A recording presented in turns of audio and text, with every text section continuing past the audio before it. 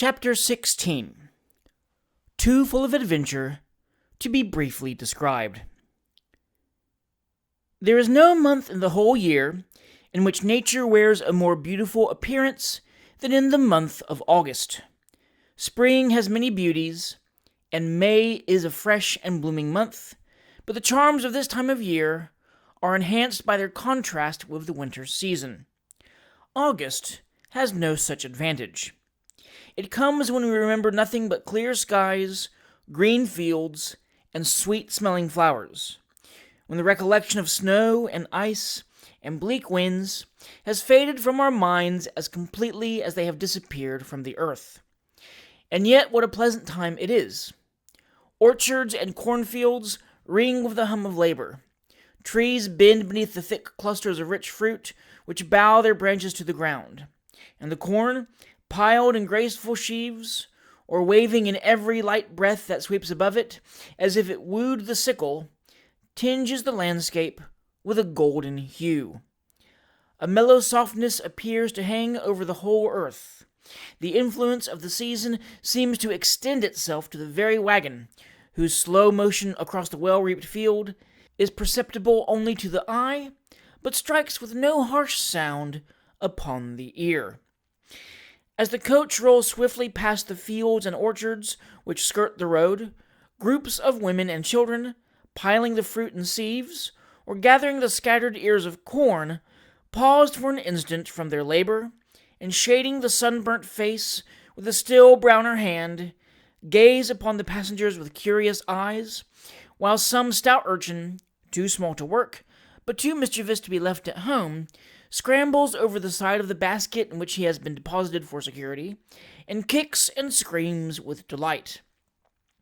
The reaper stops in his work, and stands with folded arms, looking at the vehicle as it whirls past, and the rough cart horses bestow a sleepy glance upon the smart coach team, which says, as plainly as a horse's glance can, "It's all very fine to look at, but slow going over a heavy field is better than warm work like that upon a dusty road after all."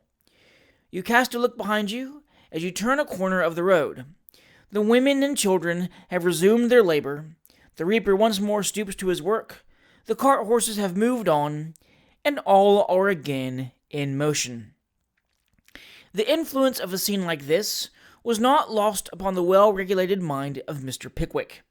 Intent upon the resolution he had formed of exposing the real character of the nefarious Jingle in any quarter in which he might be pursuing his fraudulent designs, he sat at first taciturn and contemplative, brooding over the means by which his purpose could best be attained. By degrees his attention grew more and more attracted by the objects around him, and at last he derived as much enjoyment from the ride as if it had been undertaken for the pleasantest reason in the world. "Delightful prospect, Sam," said Mr. Pickwick. "Beats the chimney pot, sir," replied Mr. Weller, touching his hat. "I suppose you have hardly seen anything but chimney pots and bricks and mortar all your life, Sam," said Mr. Pickwick, smiling. "I warn't always about, sir," said Mr. Weller, with a shake of the head. "I was a waggoner's boy once." "When was that?" inquired Mr. Pickwick. "When I first pitched neck and crop into the world to play at leapfrog with its troubles," replied Sam. "I was a carrier's boy at starting, then a waggoner's, then a helper, then a booch. Now I'm a gentleman's servant. I shall be a gentleman myself one of these days, perhaps with a pipe in my mouth and a summer house in the back garden. Who knows? I shouldn't be surprised, for one." "You are quite a philosopher, Sam," said Mr. Pickwick. "It runs in the family, I believe, sir," replied Mr. Weller. "My father's very much in that line now. If my mother-in-law blows him up, he whistles. She flies in a passion and breaks his pipe. He steps out and gets another. Then she screams really loud and falls into hysterics, and he smokes really comfortably till she comes to again. That's philosophy, sir, ain't it?" "A very good substitute for it, at all events," replied Mr. Pickwick, laughing.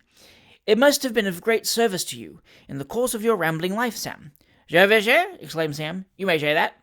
Arter I run away from the carrier, and afore I took up with the waggoner, I had unfurnished lodgings for a fortnight." "Unfurnished lodgings?" said Mr. Pickwick. "Yes, the dry arches of Waterloo Bridge. Fine sleeping place. Within 10 minutes' walk of all the public offices. Only if there is any objection to it, it is that the situation's rather too airy. I see some queer sights there." "Ah, I suppose you did," said Mr. Pickwick, with an air of considerable interest. "Sight, sir," resumed Mr. Weller, "as it penetrate your benevolent heart and come out on the other side. You don't see the regular vagrants there. Trust 'em. They knows better than that. Young beggars, male and female, as hasn't made a rise in their profession, takes up their quarters there sometimes.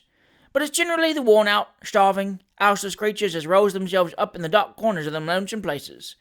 Poor creatures as ain't up to the twopenny rope." "And pray, Sam, what is the twopenny rope?" inquired Mr. Pickwick.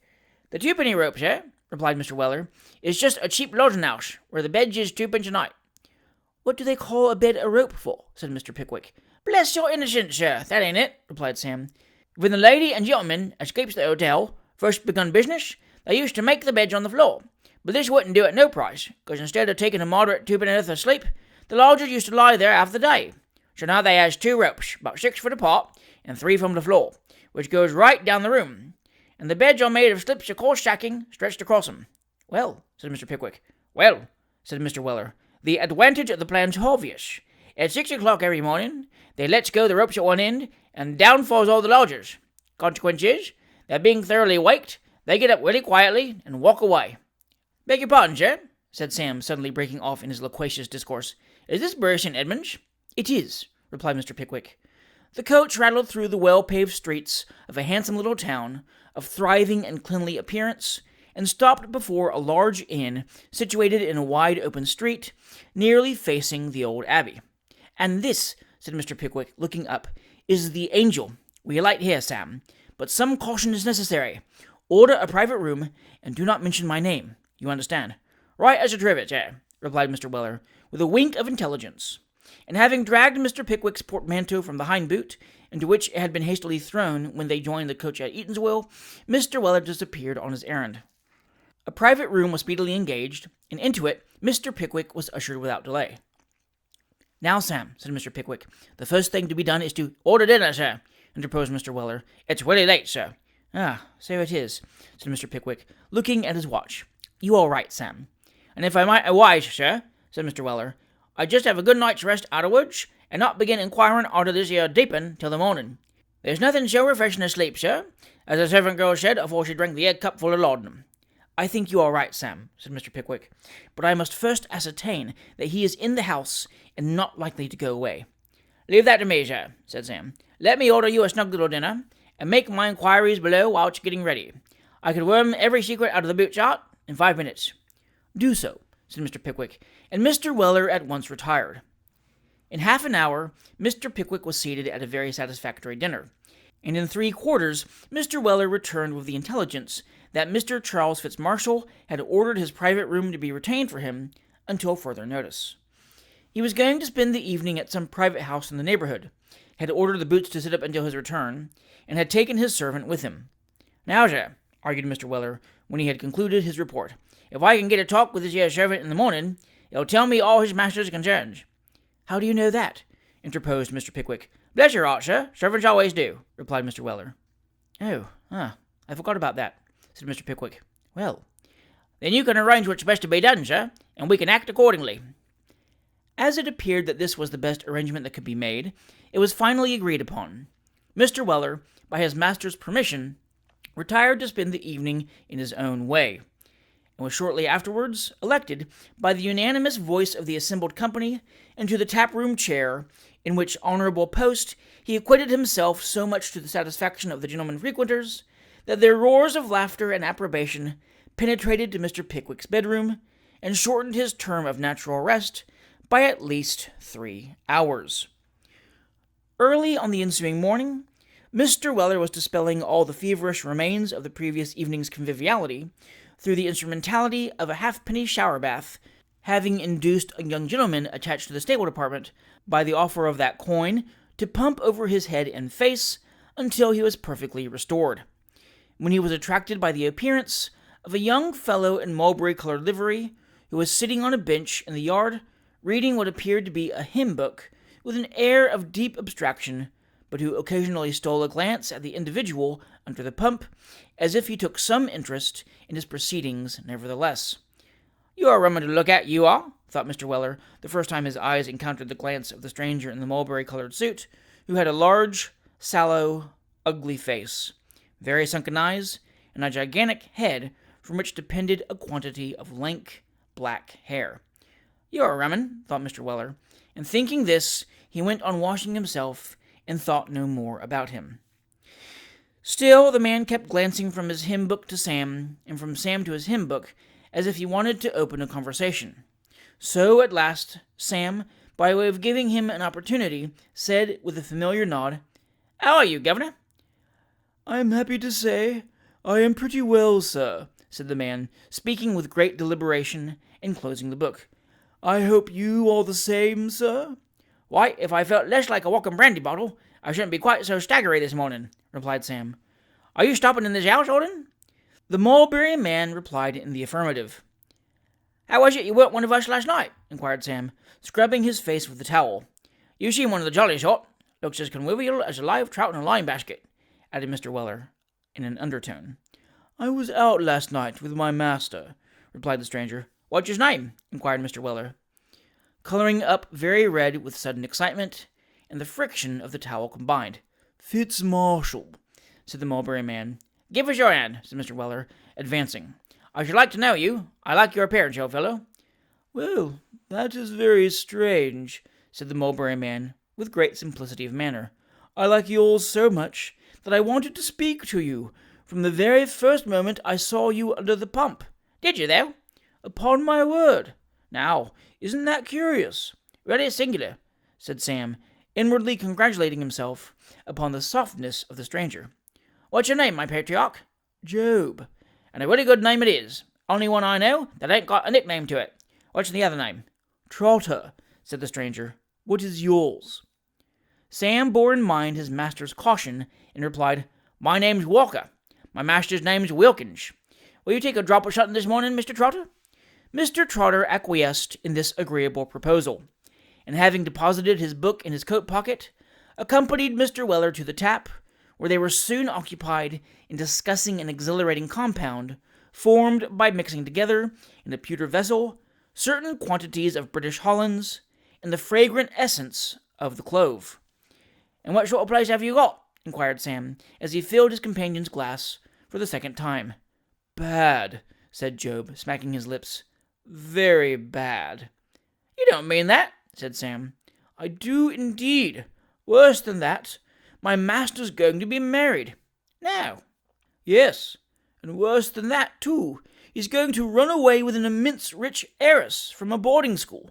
"What a dragon!" said Sam, refilling his companion's glass. "It's some boarding school in the town, I suppose, ain't it?" Now, although this question was put in the most careless tone imaginable, Mr. Job Trotter plainly showed, by gestures, that he perceived his new friend's anxiety to draw forth an answer to it. He emptied his glass, looked mysteriously at his companion, winked both of his eyes, one after the other, and finally made a motion with his arm as if he were working an imaginary pump handle, thereby intimating that he, Mr. Trotter, considered himself as undergoing the process of being pumped by Mr. Samuel Weller. "No, no," said Mr. Trotter in conclusion, "that's not to be told to everybody. That is a secret. A great secret, Mr. Walker." As the mulberry man said this, he turned his glass upside down, by way of reminding his companion that he had nothing left therewith to slake his thirst. Sam observed the hint, and feeling the delicate manner in which it was conveyed, ordered the pewter vessel to be refilled, whereat the small eyes of the mulberry man glistened. "And so it's a secret," said Sam. "I should rather suspect it was," said the mulberry man, sipping his liquor with a complacent face. "I suppose your master's really rich," said Sam. Mr. Trotter smiled, and holding his glass in his left hand, gave 4 distinct slaps on the pocket of his mulberry indescribables with his right, as if to intimate that his master might have done the same without alarming anybody much by the chinking of coin. "Ah," said Sam, "that's the game, is it?" The mulberry man nodded significantly.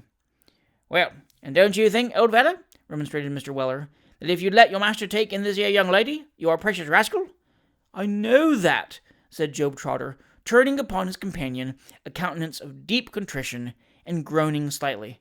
"I know that, and that's what it is that preys upon my mind. But what am I to do?" "Do?" said Sam. "Divulge to the missus, and give up your master." "Who'd believe believe me, replied Job Trotter. The young lady's considered the very picture of innocence and discretion. She'd deny it, and so would my master. Who'd believe me? I should lose my place, and get indicted for a conspiracy, or some such thing. That's all I should take by my motion. There's something in that, said Sam, ruminating. There's something in that. If I knew any respectable gentleman who would take the matter up, continued Mr. Trotter, I might have some hope of preventing the elopement. But there's the same difficulty, Mr. Walker, just the same. I know no gentleman in this strange place, and 10 to 1 if I did, whether he would believe my story. Come this way, said Sam, suddenly jumping up and grasping the mulberry man by the arm. My master's the man you want, I see. And after a slight resistance on the part of Job Trotter, Sam led his newly found friend to the apartment of Mr. Pickwick, to whom he presented him, together with a brief summary of the dialogue we have just repeated. I am very sorry to betray my master, sir, said Job Trotter, applying to his eyes a pink check pocket handkerchief of about 3 inches square.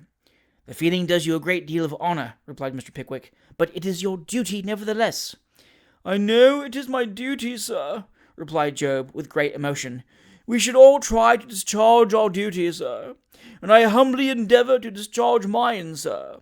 But it is a hard trial to betray a master, sir, whose clothes you wear, and whose bread you eat, even though he is a scoundrel, sir. You are a very good fellow, said Mr. Pickwick, much affected. An honest fellow. Come, interposed Sam, who had witnessed Mr. Trotter's tears with considerable impatience. Blow this here watercott business. It won't do no good, this won't. Sam, said Mr. Pickwick reproachfully, I am sorry to find that you have so little respect for this young man's feelings. His feelings is all really well, sir, replied Mr. Weller, and as they're so welly fine, and it's a pity he should lose 'em, I think he'd better keep 'em in his own bosom than let 'em evaporate in hot water, especially as they do no good. Dears never yet wound up a clock or worked a steam engine. The next time you go out to a smoking party, young feller, fill your pipe with that 'ere reflection. And for the present, just put that bit of pink gingham into your pocket. 'Tain't so handsome that you need keep waving it about, as if you was a tightrope dancer. My man is in the right, said Mr. Pickwick, accosting Job, although his mode of expressing his opinion is somewhat homely and occasionally incomprehensible. He is, sir, very right, said Mr. Trotter, and I will give way no longer. Very well, said Mr. Pickwick. Now, where is this boarding school? It is a large, old, red brick house just outside the town, sir, replied Job Trotter. And when, said Mr. Pickwick, when is this villainous design to be carried into execution? When is this elopement to take place? Tonight, sir. Tonight? Exclaimed Mr. Pickwick. This very night, sir, replied Job Trotter. That is what alarms me so much. Instant measures must be taken, said Mr. Pickwick. I will see the lady who keeps the establishment immediately. I beg your pardon, sir, said Job, but that course of proceeding will never do. Why not? Inquired Mr. Pickwick. My master, sir, is a very artful man. I know he is, said Mr. Pickwick. And he has so wound himself round the old lady's heart, sir, resumed Job, that she would believe nothing to his prejudice if you went down on your bare knees and swore it, especially as you have no proof but the word of a servant who, for anything she knows, and my master would be sure to say so, was discharged for some fault, and does this in revenge. What had better be done, then? Asked Mr. Pickwick. Nothing but taking him in the very fact of eloping will convince the old lady, sir, replied Job. All the molecats will run their edge against millstones, observed Mr. Weller in parentheses. But this taking him in the very act of elopement would be a very difficult thing to accomplish, I fear, said Mr. Pickwick. I don't know, sir, said Mr. Trotter, after a few moments' reflection. I think it might be very easily done. How? Was Mr. Pickwick's inquiry. Why, replied Mr. Trotter, my master and I, being in the confidence of the 2 servants, will be secreted in the kitchen at 10 o'clock. When the family have retired to rest, we shall come out of the kitchen, and the young lady out of her bedroom. A post-chaise will be waiting, and away we go. Well, said Mr. Pickwick. Well, sir, I have been thinking that if you were waiting in the garden behind, alone... Alone? Said Mr. Pickwick. Why alone? I thought it very natural, replied Job, that the old lady wouldn't like such an unpleasant discovery to be made before more persons than can possibly be helped. The young lady, too, sir. Consider her feelings. You are very right, said Mr. Pickwick. The consideration evinces great delicacy of feeling. Go on, you are very right. Well, sir, I was thinking that if you were waiting in the back garden alone, and I was to let you in at the door which opens into it, from the end of the passage, at exactly 11:30, you would be just in the very moment of time to assist me in frustrating the designs of this bad man, by whom I have been unfortunately ensnared." Here Mr. Trotter sighed deeply. "Don't distress yourself on that account," said Mr. Pickwick. "If he had one grain of the delicacy of feeling which distinguishes you, humble as your station is, I should have some hopes of him." Job Trotter bowed low, and in spite of Mr. Weller's previous remonstrance, the tears again rose to his eyes. "I never see such a feller," said Sam. "Blessed if I don't think he's got a mane in his head, as is always turned on." "Sam," said Mr. Pickwick, with great severity, "hold your tongue." "Very well, sir," replied Mr. Weller. "I don't like this plan," said Mr. Pickwick, after a deep meditation. "Why cannot I communicate with the young lady's friends?" "Because they live 100 miles from here, sir," responded Job Trotter. "That's a clincher," said Mr. Weller, aside. "Then this garden," resumed Mr. Pickwick. "How am I to get into it?" "The wall is very low, sir, and your servant will give you a leg up." "My servant will give me a leg up," repeated Mr. Pickwick mechanically. "You will be sure to be near this door that you speak of." "You cannot mistake it, sir. It's the only one that opens into the garden. Tap at it when you hear the clock strike, and I will open it instantly." "I don't like the plan," said Mr. Pickwick, "but as I see no other, and as the happiness of this young lady's whole life is at stake, I adopt it. I shall be sure to be there." Thus, for the second time, did Mr. Pickwick's innate good feeling involve him in an enterprise from which he would most willingly have stood aloof. "What is the name of the house?" inquired Mr. Pickwick. "Westgate House, sir. You turn a little to the right when you get to the end of the town. It stands by itself, some little distance off the high road, with the name on a brass plate on the gate." "I know it," said Mr. Pickwick. "I observed it once before when I was in this town. You may depend upon me." Mr. Trotter made another bow, and turned to depart, when Mr. Pickwick thrust a guinea into his hand. "You're a fine fellow," said Mr. Pickwick, "and I admire your goodness of heart. No thanks. Remember, 11:00. "There's no fear of my forgetting, sir," replied Job Trotter. With these words he left the room, followed by Sam. "I say," said the latter, "not a bad notion that 'ere crying. I'd cry like a rainwater spout in a shower on such good terms. How do you do it?" "It comes from the heart, Mr. Walker," replied Job solemnly. "Good morning, sir." "You're a soft customer, you are. We've got it all out of you anyhow," thought Mr. Weller, as Job walked away. We cannot state the precise nature of the thoughts which passed through Mr. Trotter's mind, because we don't know what they were. The day wore on, evening came, and a little before 10:00, Sam Weller reported that Mr. Jingle and Job had gone out together, that their luggage was packed up, and that they had ordered a chaise. The plot was evidently in execution, as Mr. Trotter had foretold. 10:30 arrived, and it was time for Mr. Pickwick to issue forth on his delicate errand. Resisting Sam's tender of his greatcoat, in order that he might have no encumbrance in scaling the wall, he set forth, followed by his attendant. There was a bright moon, but it was behind the clouds. It was a fine, dry night, but it was most uncommonly dark. Paths, hedges, fields, houses, and trees were enveloped in one deep shade. The atmosphere was hot and sultry. The summer lightning quivered faintly on the verge of the horizon, and was the only sight that varied the dull gloom in which everything was wrapped. Sound there was none, except the distant barking of some restless house dog. They found the house, read the brass plate, walked round the wall, and stopped at that portion of it which divided them from the bottom of the garden. "You will return to the inn, Sam, when you have assisted me over," said Mr. Pickwick. "Very well, sir." "And you will sit up till I return." "Certainly, sir." "Take hold of my leg, and when I say over, raise me gently." "All right, sir." Having settled these preliminaries, Mr. Pickwick grasped the top of the wall and gave the word over, which was literally obeyed. Whether his body partook in some degree of the elasticity of his mind, or whether Mr. Weller's notions of a gentle push were of a somewhat rougher description than Mr. Pickwick's, the immediate effect of his assistance was to jerk that immortal gentleman completely over the wall onto the bed beneath, where, after crushing 3 gooseberry bushes and a rose tree, he finally alighted at full length. "You hadn't hurt yourself, I hope, sir?" said Sam in a loud whisper, as soon as he recovered from the surprise consequent upon the mysterious disappearance of his master. "I have not hurt myself, Sam, certainly," replied Mr. Pickwick from the other side of the wall, "but I rather think that you have hurt me."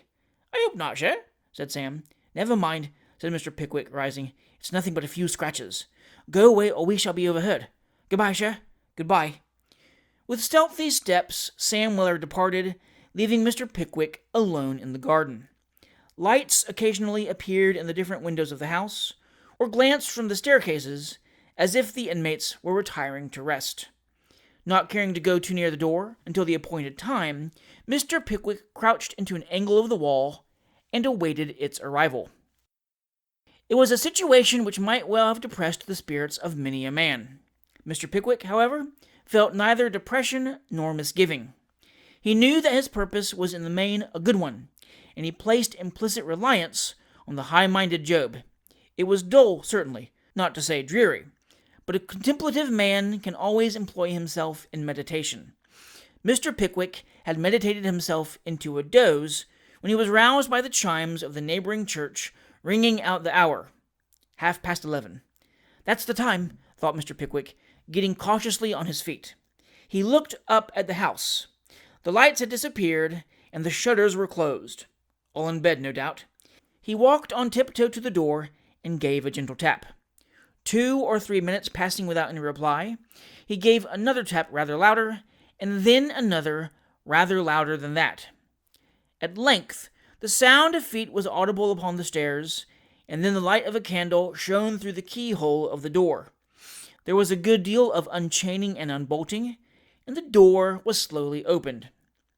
Now the door opened outwards, and as the door opened wider and wider, Mr. Pickwick receded behind it more and more. What was his astonishment when he just peeped out, by way of caution, to see that the person who had opened it was not Job Trotter, but a servant girl with a candle in her hand. Mr. Pickwick drew in his head again, with the swiftness displayed by that admirable melodramatic performer, Punch, when he lies in wait for the flat-headed comedian with a tin box of music. "It must have been the cat, Sarah," said the girl, addressing herself to someone in the house. "Puss, puss, puss, tit, tit, tit." But no animal being decoyed by these blandishments, the girl slowly closed the door and refastened it, leaving Mr. Pickwick drawn up straight against the wall. "This is very curious," thought Mr. Pickwick. "They are sitting up beyond their usual hour, I suppose. Extremely unfortunate that they should have chosen this night of all others for such a purpose. Exceedingly." And with these thoughts, Mr. Pickwick cautiously retired to the angle of the wall in which he had been before ensconced, waiting until such time as he might deem it safe to repeat the signal.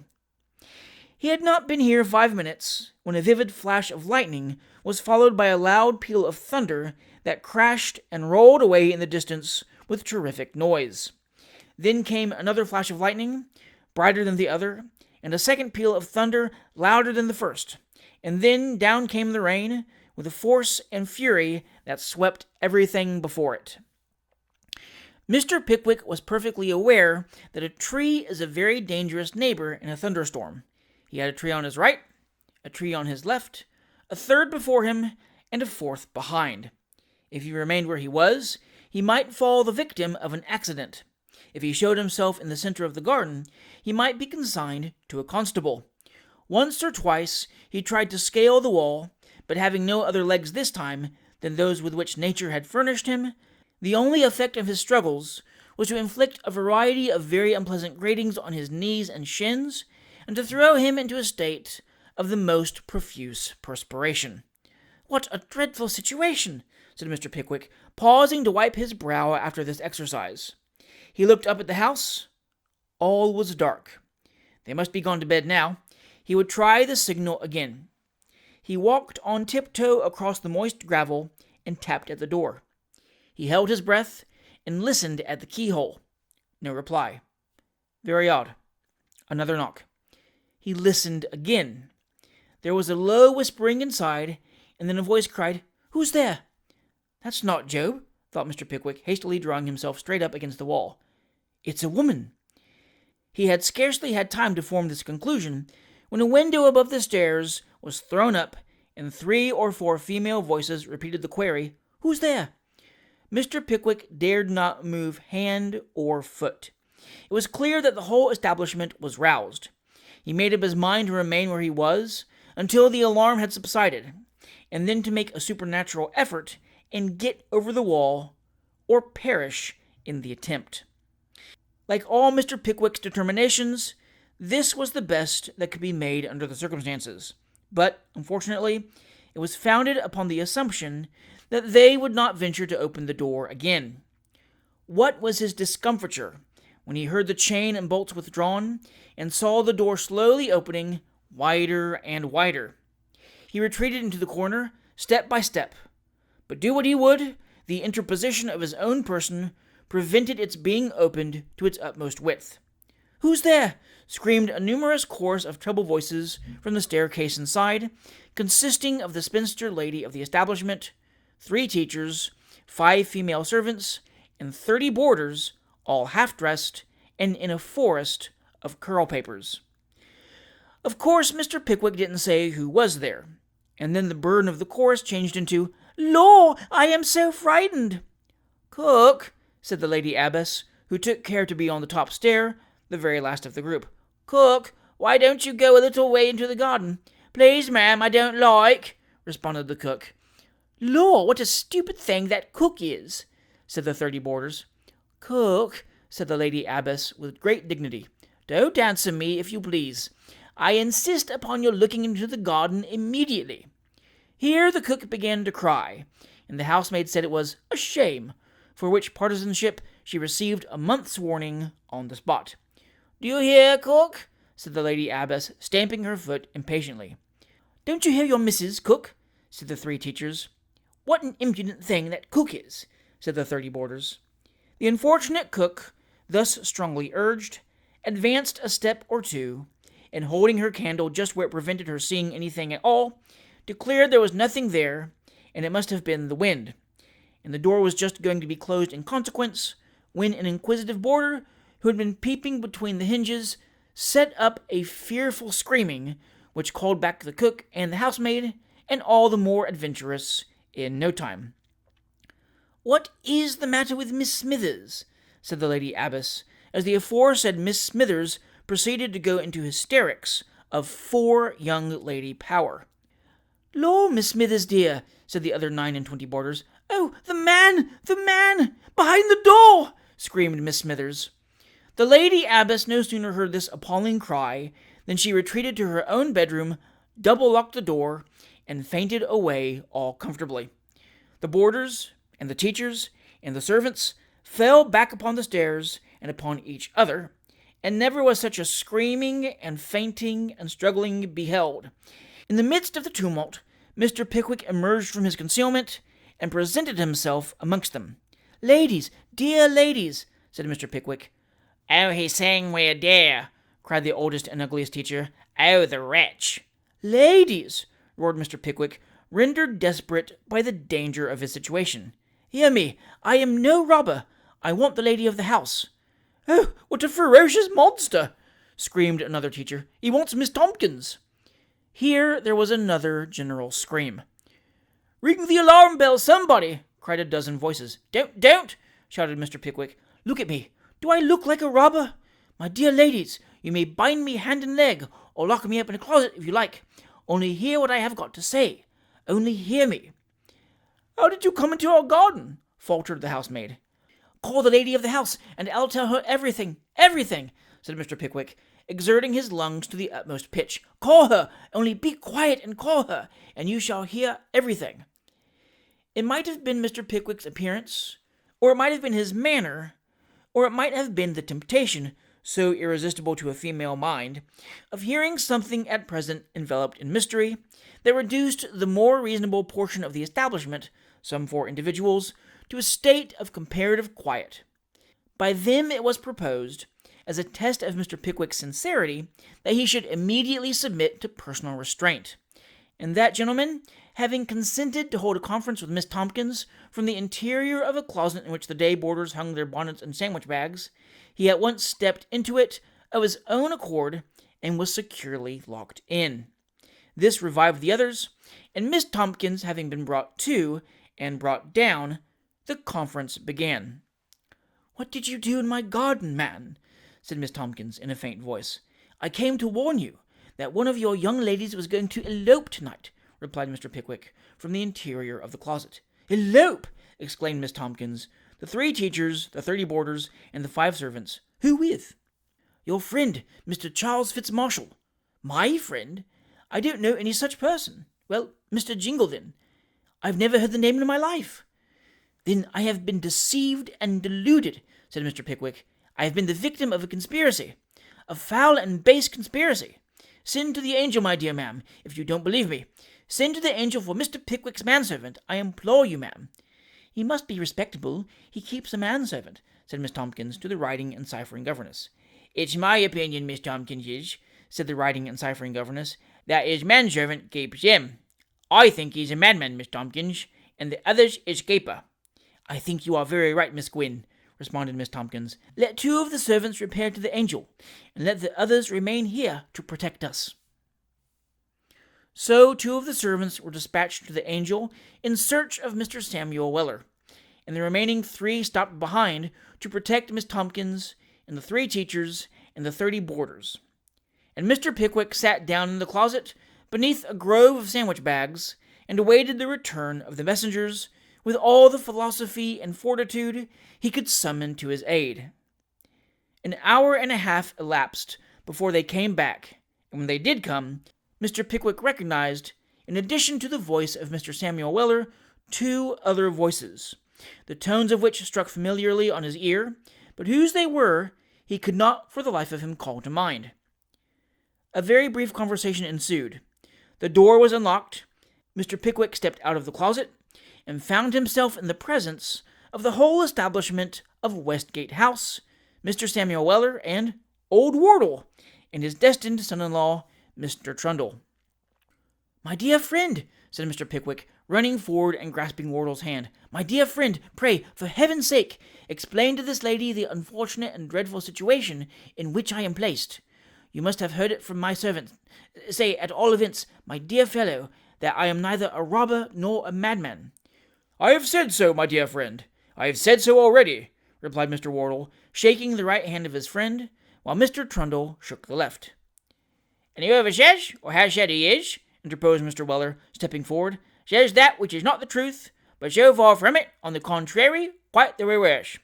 And if there's any number of men on these here premises as has said so, I shall be very happy to give 'em all a very convincing proof of their being mistaken in this here ready room. If these very respectable ladies will have the goodness to retire, and order 'em up one at a time." Having delivered this defiance with great volubility, Mr. Weller struck his open palm emphatically with his clenched fist, and winked pleasantly on Miss Tompkins, the intensity of whose horror at his supposing it within the bounds of possibility that there could be any men on the premises of Westgate House establishment for young ladies, it is impossible to describe. Mr. Pickwick's explanation, having been already partially made, was soon concluded. But neither in the course of his walk home with his friends, nor afterwards when seated before a blazing fire at the supper he so much needed, could a single observation be drawn from him. He seemed bewildered and amazed. Once, and only once, he turned round to Mr. Wardle and said, "How did you come here?" "Trundle and I came down here for some good shooting on the first," replied Wardle. "We arrived tonight, and were astonished to hear from your servant that you were here too." "But I am glad you are," said the jolly old fellow, slapping him on the back. "I am glad you are. We shall have a jolly party on the first, and we'll give Winkle another chance. Eh, old boy?" Mr. Pickwick made no reply. He did not even ask after his friends at Dingley Dell, and shortly afterwards retired for the night, desiring Sam to fetch his candle when he rung. The bell did ring in due course, and Mr. Weller presented himself. "Sam," said Mr. Pickwick, looking out from under the bedclothes. "Je?" said Mr. Weller.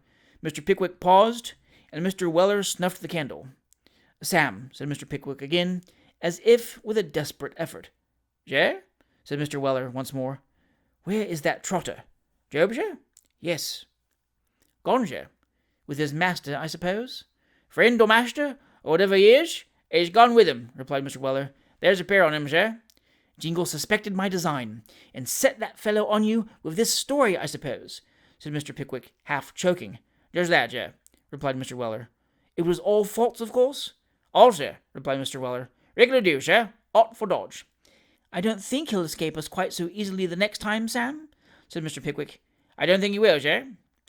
Whenever I meet that Jingle again, wherever it is, said Mr. Pickwick, raising himself in bed and indenting his pillow with a tremendous blow, I'll inflict personal chastisement on him. In addition to the exposure he so richly merits, I will, or my name is not Pickwick. And whenever I catch hold of that there melancholy chap with the black hair, said Sam, if I don't bring some real water into his eyes for once in a way, my name ain't Weller. Good night, sir.